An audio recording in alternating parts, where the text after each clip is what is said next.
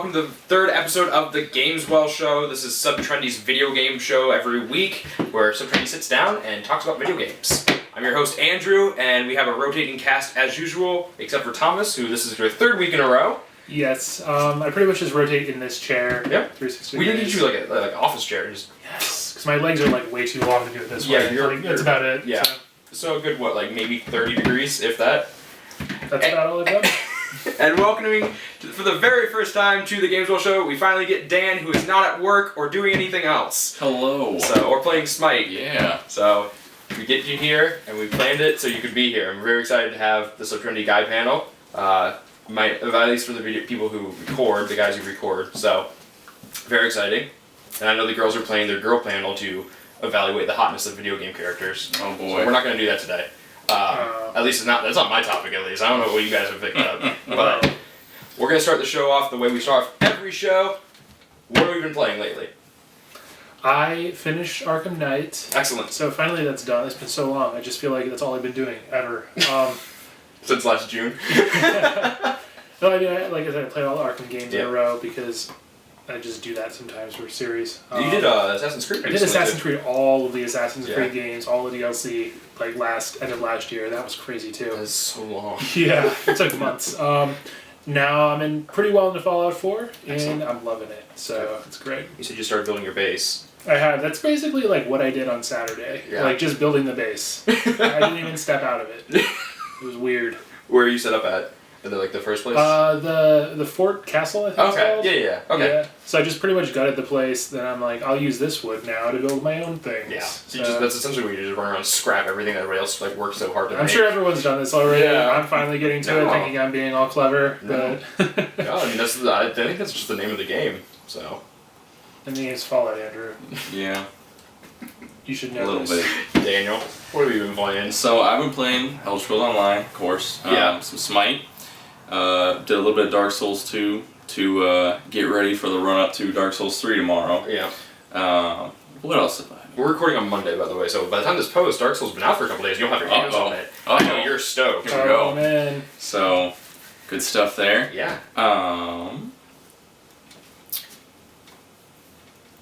That's mostly it. Okay. Yeah. So a good variety for both of you. Decent variety. You got some Western RPG in there with Fallout and some action adventure, and you've got everything. MOBA, MMO, and soul-crushing despair. Oh yes. Update on the Uncharted meter. 98% done with Uncharted 3. Yep, it's gonna be at the bottom. I'm so close. Here? Yeah, Okay. somewhere like in this area. That was pretty close. Yeah. So close to being done. I tried to finish it before you guys got here, but I needed a shower, so I looked halfway decent, not like a sleazeball on camera. But I'm gonna finish it as soon as you guys leave, then I'm gonna go to bed. So, Alright. Alright, well, let's wrap this up then. Yeah.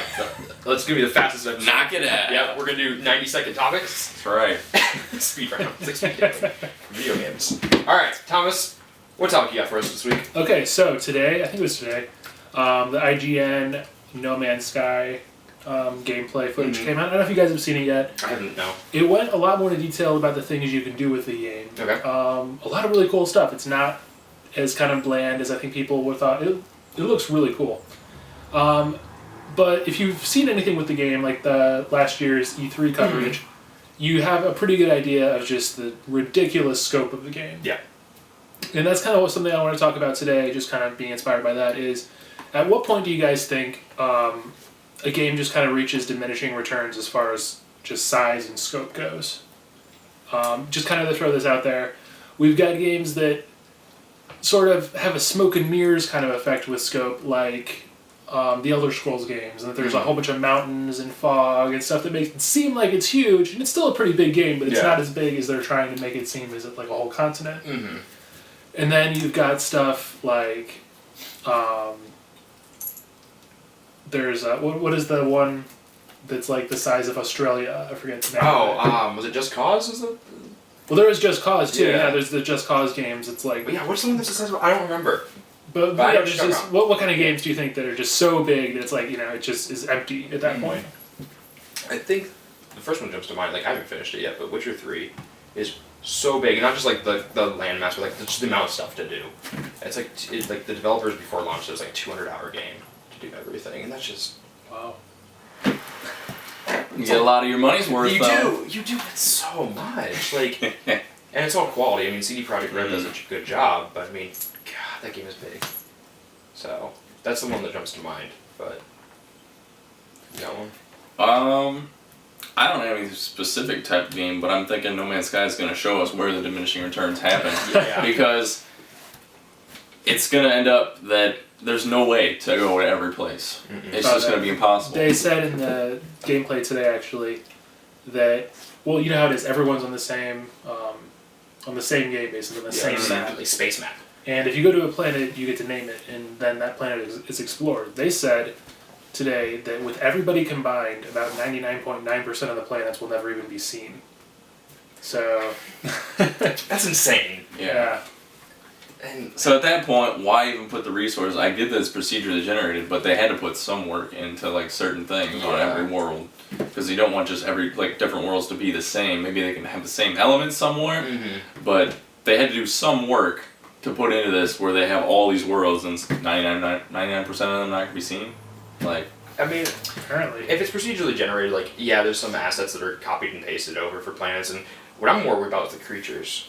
Are we gonna be seeing like the same 50, 60 creatures on every planet? Like, what is like the same fauna? Like, what is gonna happen there? Because like, I mean, you can't like have like a spore creature generator. I Like, think it might be something like that, actually. Really? If you discover a creature type, you get to name that as well. So... that's The gonna be only obnoxious difference online. is, yeah, well, they do apparently have a profanity generator to Good. try to get some of that, or not generator, like sensor. sensor, yeah, to try to get filter. some of that out. That's Filter is the what I was looking for.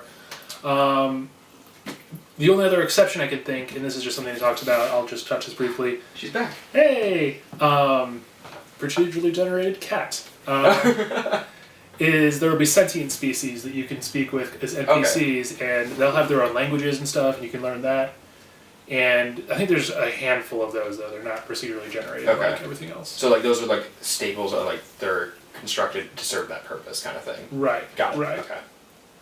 Should be Hello. her second appearance. Hello, Kitty. I mean, like, I'm excited about No Man's Sky, and like when it first got announced, I was like, that seems cool, but the scope seemed too big, which I think is perfect for what we're talking about. I wasn't really into it until like you and I started talking about it, and you got me hyped for it, which is weird because I'm usually like the hype conductor.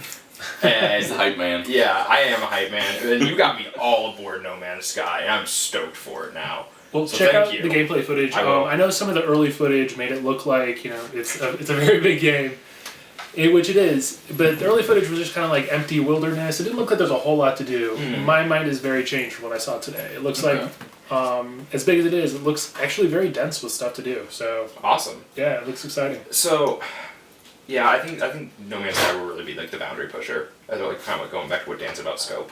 It's like what can we do and still get away with and make it seem fresh still as you're exploring. But yeah, I think Witcher 3 is just so dense. That would be probably my answer as far as like games that exist currently. Right. Just from what I've seen and like the little bit that I've played of it. The cat's back up on the table. Yeah, I'd say Witcher 3. There's just so much. I'll have to check it out. I It's haven't rather played that yet. large. Yeah, it's That's fine. I always play games like, you know, a year or so after they've been popular. my Christmas stack of games like for the first time ever was like so high. I haven't even touched some of them, and like Witcher is one of them. I've played a little bit of it, but haven't really gotten into it all that much. So, like that was actually I'm glad you brought that up because of the trailer coming out today. That was actually more newsy than we usually get. So that was nice. I like that. I'm definitely gonna go check it out because you piqued my interest. Definitely looks great. Awesome. Dan, what do you got for us today? So, nothing newsy, but I wanted to talk about difficulty in games. Okay. So, over the years, we've had different things where sometimes a game will have a static difficulty, like Dark Souls or like the original NES games like Mario, different things. Yeah. Static difficulty, you can't choose easy, medium, or hard. Then we have, obviously, the easy, medium, hard choices. And then we have things like in Oblivion where once you choose the difficulty, you can change it up and down at any point. Or we have like Fire Emblem where you can go downward in difficulty but not up. Okay. So just kind of playing on that, like what you feel is right for the industry, or is it a game by game basis, or what do you think is the best way to handle this?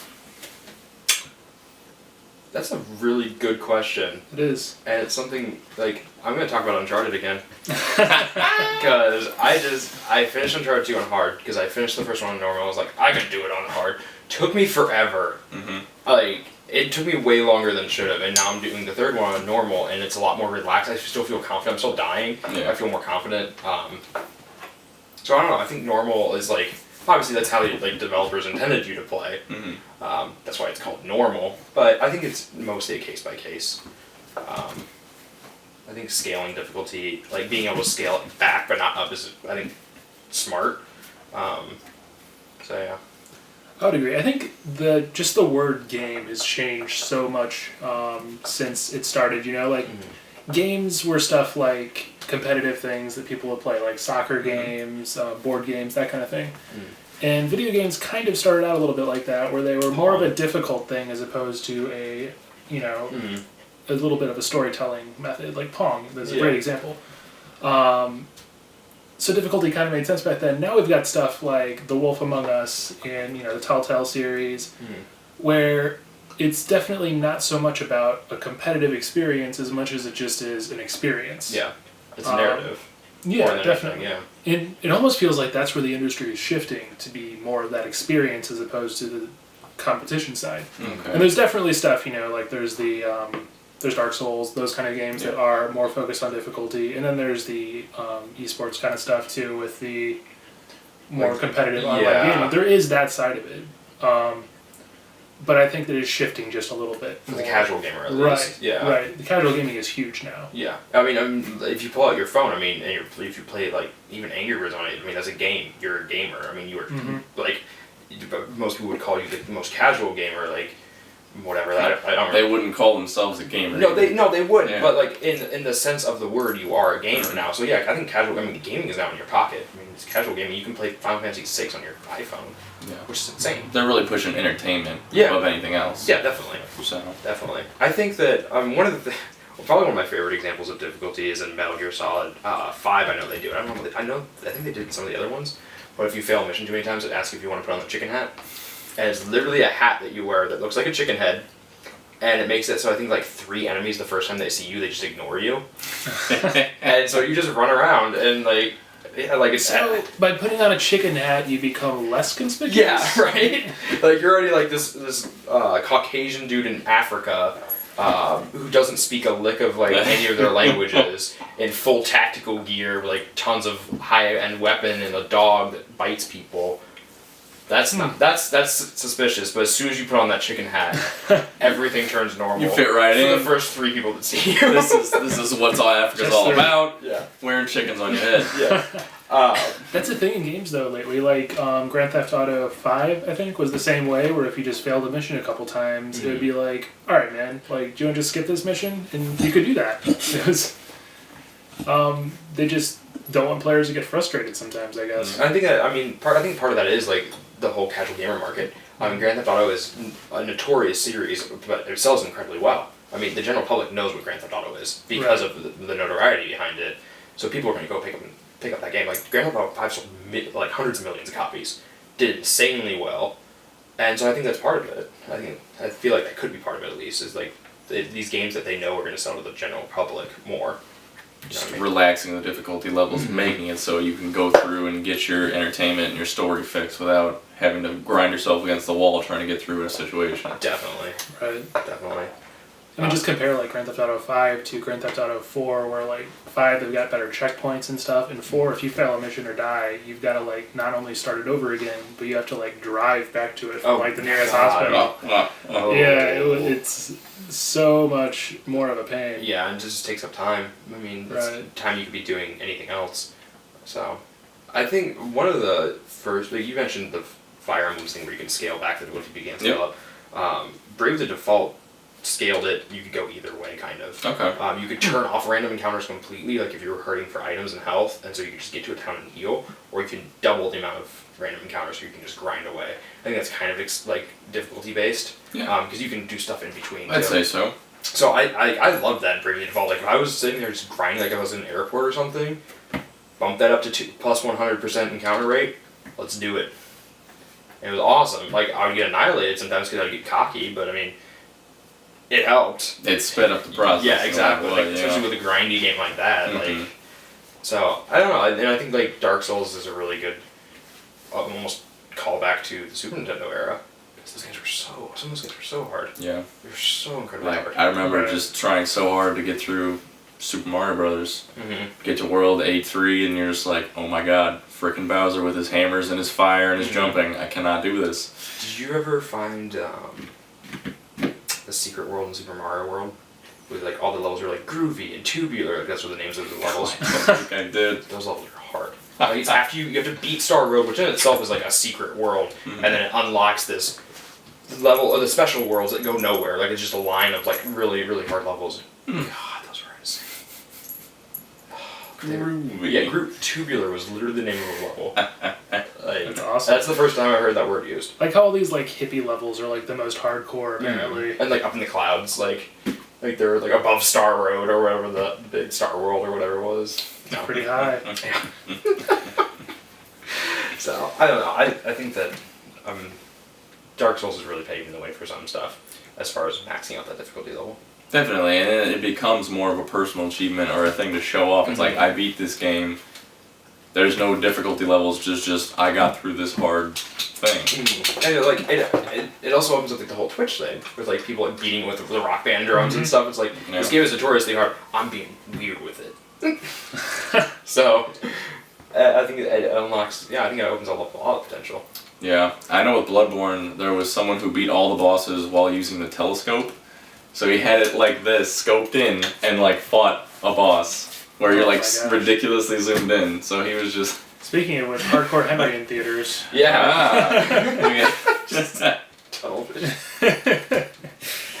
Oh, have you? See, I've been meaning to ask you this, but it kind of ties into the whole Dark Souls thing. Have you heard of Salt and Sanctuary? I don't think It so. just came out on PS4. Okay. It is unabashedly Dark Souls ripoff. Instead of Souls, it's Salt, but it's all 2D. So in this way, you can jump over the bosses to avoid them, but it's impossibly hard. It's super hard, apparently. So I figured you'd dig that kind of. So like that's what I'm kind of talking about, like Dark Souls inspiring these. Salt other things. levels are rising. Yeah, exactly. As you die, your salt goes up. So yeah, Dark Souls I think is definitely inspiring, like this new wave of difficult gaming. It is very cool to see that, just because, like we were talking about, it was kind of the roots of gaming. We're kind of getting back to that now. And it's not for everybody. I'm not a big fan of those kind of games, but I do appreciate seeing that coming back. I mean, I appreciate watching people do that. Like, I sit there. When Dark Souls 2 came out, I sat there and watched it. I'm like, I'm never gonna be able to do this. Yeah. I'm never even gonna try. But it's fun. It's fun to watch. And like, I got Bloodborne last year. I'm like, I'm really bad at this. This is actually kind of fun though. But I won't play Dark Souls 3 probably. Not my jam. I know Dan is all over it. So Dan will have it beat by the next Gameswell Show. Oh, we'll see. You got 3 weeks. With Rock Band drums. Yeah. And an actual telescope in your hand. That's using right. it as one of the sticks for the Rock Band drums. Smacking. Ultra right. challenging mode. And your character has to be completely naked too.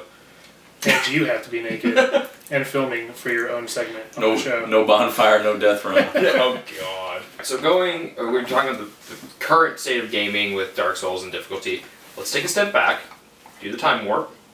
We're going to talk about games that during our childhood really impacted us, whether it was emotionally or just how we played games or anything like that. Just like something that really has stuck with you as far as gaming goes. Like a game or a series that has done that for you.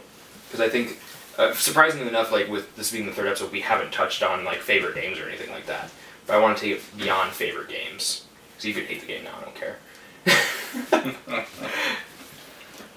I would say for me, back in like 2004, I was in 7th grade, getting really good grades. I was promising baseball career ahead of me, dating like a 24-year-old Russian model, and really getting really serious there. As you do in 7th grade. Yeah, promising swimming career too in law school, and then I discovered Star Wars Battlefront, the original, not the terrible mess that came out last year, and I loved it, and it was so good, and I really wasn't into gaming at the time, and it really kind of brought me into it, and it was so good, and I still play it to this day. I got Emily playing it a little bit too. Yeah.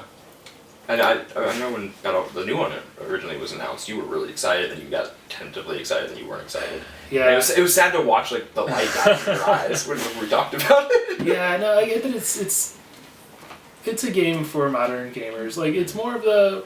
Ironically, I was talking earlier about the competitive side of gaming and how it's kind of shifting away from that. This is more toward that competitive side, the online-only crowd. And that's definitely a segment of gaming that needs to be addressed. And, yeah, we need to support those people. But it's just not for me, man. And I would have really liked there to be some instant action. The game looks great. The graphics look great. I like the customization. Yeah.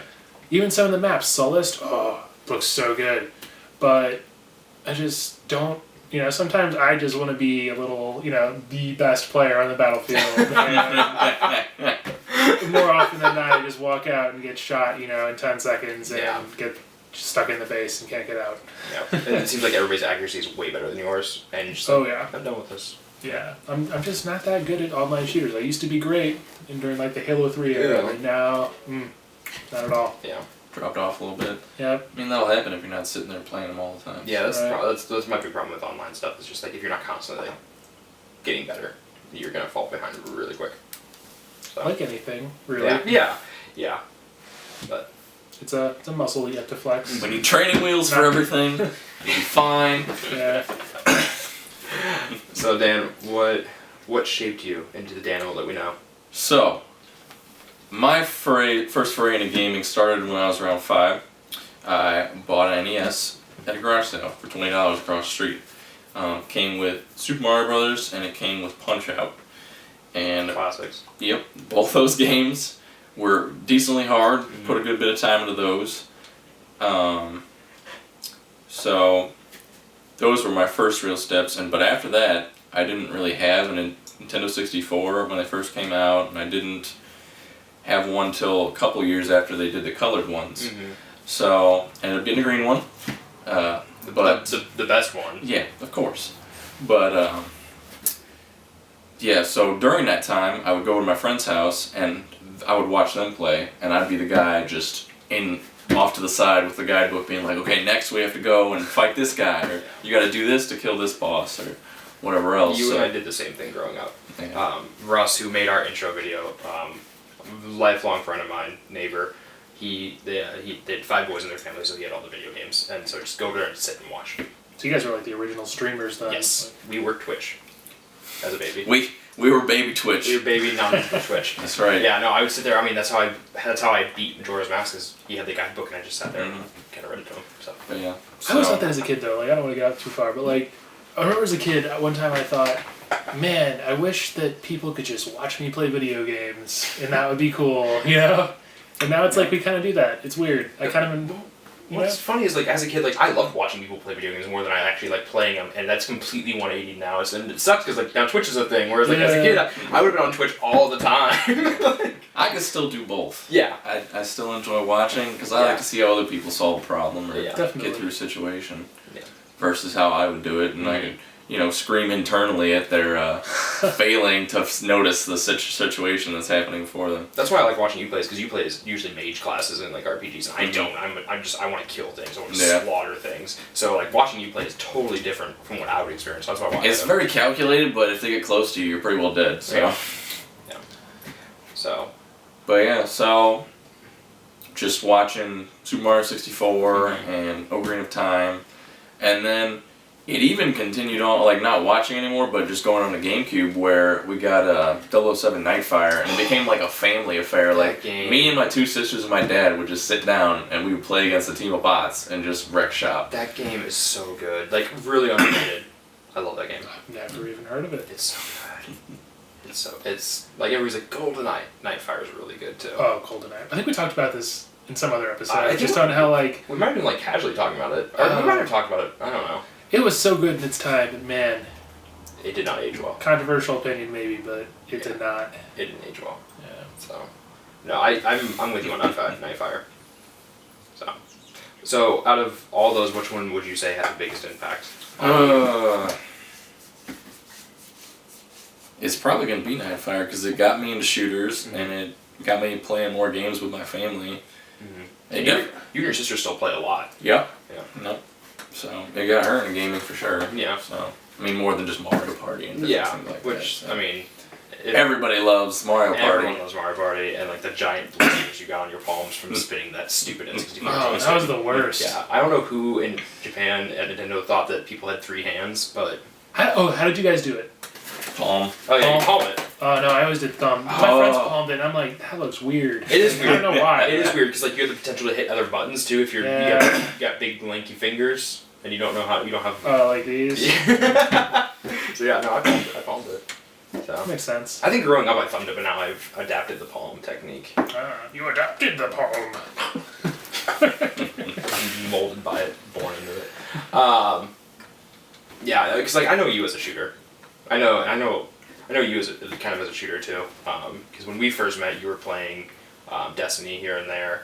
That's what Dan and I were talking about earlier. Where the 3 of us should try to take on the Vault of Glass for the show. I need to rebuy the game. Oh really? You don't have it anymore? No, I do not have it anymore. Would you sell it for I gave my 25 cents at GameStop? I gave my legendary my collector's edition to a friend who really plays it a lot, and so I was like, I'm not getting any use out of this. You have it, and he gave me his standard copy, and I just sold it. So I'm not gonna do anything with it. But no, we should try to do the Vault of Glass. That'd be fun. Yeah. So I know you both are shooters. So you not having Knife Fighter would be weird.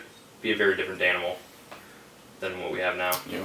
So. Because I moved on to Halo. Yeah, because I know you forever you were a big Halo person. Mm-hmm. So. Yep. And you were too. Dan and I played some Halo way back in the day. Yeah. Yeah, I know you were. Yeah, you were excited for Master Chief Collection when it came out, weren't you? Not when it came out. Okay, but you got it. You got it after you got an it, Xbox. Yeah, that's what it was. That's I what haven't jumped on the Xbox One train, so Yeah. Check it. getting left behind a little bit on that. But. Yeah. For me, mine's definitely Final Fantasy 9. And everybody's like, "Oh, 7 is the best." I played 9 first, so sorry. Basically, Jess. Sorry. Yeah, she knows. Like, she's told me multiple times, like, if I didn't like Final Fantasy 7, we probably wouldn't be dating. And I was like, that's fair-ish. Fair-ish. But like, I grew up like I got the PlayStation 1 probably a couple years after it came out. Strictly played like Spyro and Crash, and they were still some great games. They were not anymore. I haven't played Skylanders, so I can't really attest to that. But it's not really Spyro to me anymore. His name's not the title. It's not Spyro or Skylanders. Skylander is a Spyro? It was, yeah. It started out as Spyro Skylanders.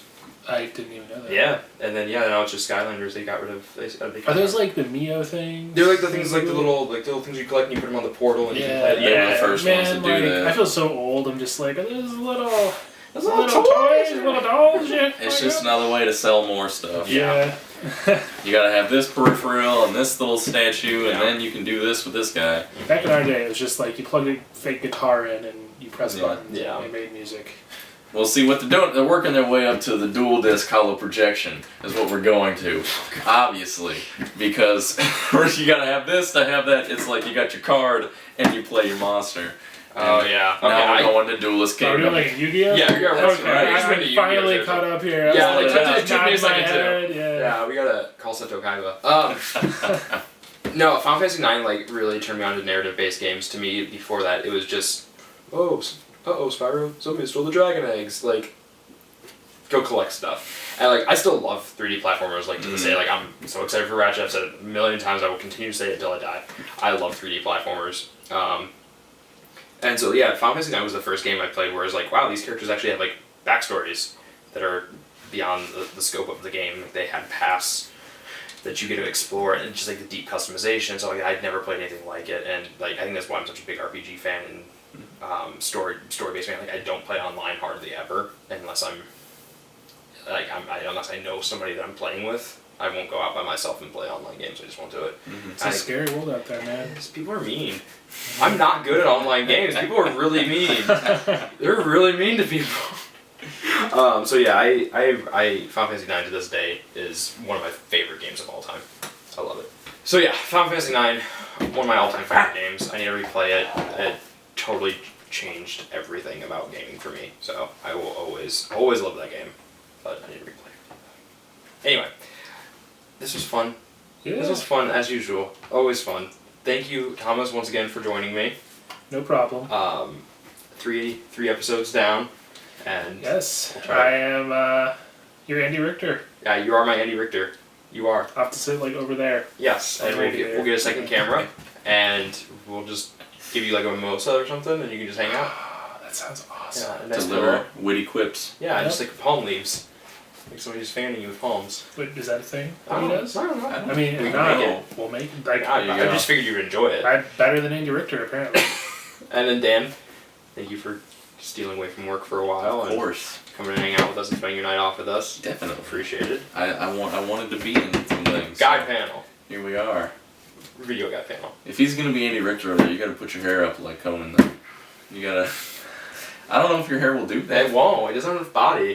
We'll figure it out. Yeah. You gotta like dye it Emily. red. We Help got- me out. Alright. Emily does all of our hair and makeup. Yeah. No, she doesn't. Now we won't But make up. she didn't do this. She's better than that. We don't deserve Emily. But thank you guys so much for joining us. It was a lot of fun. Next week is going to be the Ratchet & Clank review. Finally. And then after that, I'm going to do the first What Made It Great. So I'm going to go and play an old game that I've never played before that's supposed to be really, really good, and I'm going to talk about it. You're gonna make so many people mad. I'm excited. I am too. And then, so in 3 weeks we'll go back to the Gameswell Show. Maybe Thomas will be here. Maybe he won't. Nobody knows yet. We haven't scheduled that far in advance. We know I'll be here. Yeah, you'll probably be here. Katie will be here. This is the second time she's shown up, but she showed up like 3 different times in this video. I don't know if she got on frame all 3 times, but she's been on this table for a while. Okay, she was just on here 1 time in frame apparently. But yeah, she's just hanging on the table. So, alright, thank you guys so much for watching. Make sure you subscribe and like us on YouTube. Check out the website at subtrendy.com. Facebook page, give us a like over there. Check out some more of our videos. We've got a lot of really cool stuff that we just posted within the last couple weeks, and a lot of really cool stuff coming up. Your first episode of your show's coming up. Should be Sometime soon. already happened, maybe. I don't know. Possibly. We'll see. Yeah, we're going to edit it, see how long it takes. It's going to be a fun one to edit and kind of get going. We're doing some experimental Trying some new stuff. Yeah. Yeah. So I'm excited for it. We had a lot of fun filming it. Mhm. It's a good time. And then you've got more Smite coming up. Yep, we got some backlogs coming. I fell behind on the backlog, which is a tradition, but It's ironic. I know, right? I'm gonna keep that on a more regular basis. I got some stuff and I'm gonna keep going, so we'll keep it coming regularly. Awesome. Alright. I've been labeled the king of false endings here at Subtrendy. We're actually going to stop now. Thank you guys for watching. Subscribe. We'll see you guys later. Bye. No, we're done. Medusa's is probably dead. There we go. So straight out murdered. We're gonna kill the Phoenix. We got Loki coming, but it doesn't matter. We got Anubis coming, but it doesn't matter. This is beautiful.